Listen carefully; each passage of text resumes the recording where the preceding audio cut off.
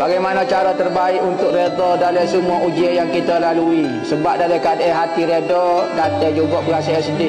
Sedih tu standard ke reda. Kerana manusia dia ada tabiat, dipanggil. Tabiat ni tak berdosa. Apa maksud tabiat tak berdosa? Kita jalan pun sepak batu. Wow, bunyi. Aduhlah, standard ke reda. Kau ada orang sepak batu, oh sedapnya, oh sopa makan colik.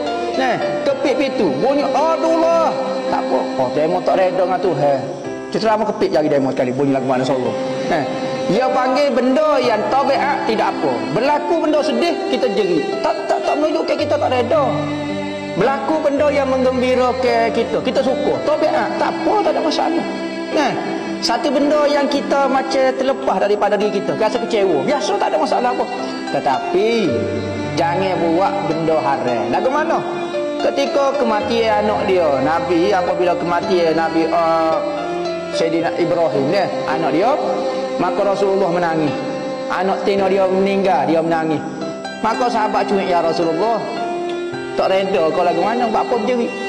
Rasulullah kata, air mata ini menunjukkan rahmat. Orang hati dia lembut, orang tu ada hati kasih sayang. Maka setiap benda suasana yang menyedihkan dia menangis, tak salah. Tetapi kami tidak pernah berkata benda-benda yang Allah Ta'ala murka. Kami tak pernah kata, oh matilah, tak apa. Jangan kata benda lagu tu. Reda-reda hati menangis, tidak ada masalah apa. Sedih tu standard ke reda. Hamba tak silap sedih nak suka. Wali nanti dulu sabar. Nabi Muhammad pun berjerit juga.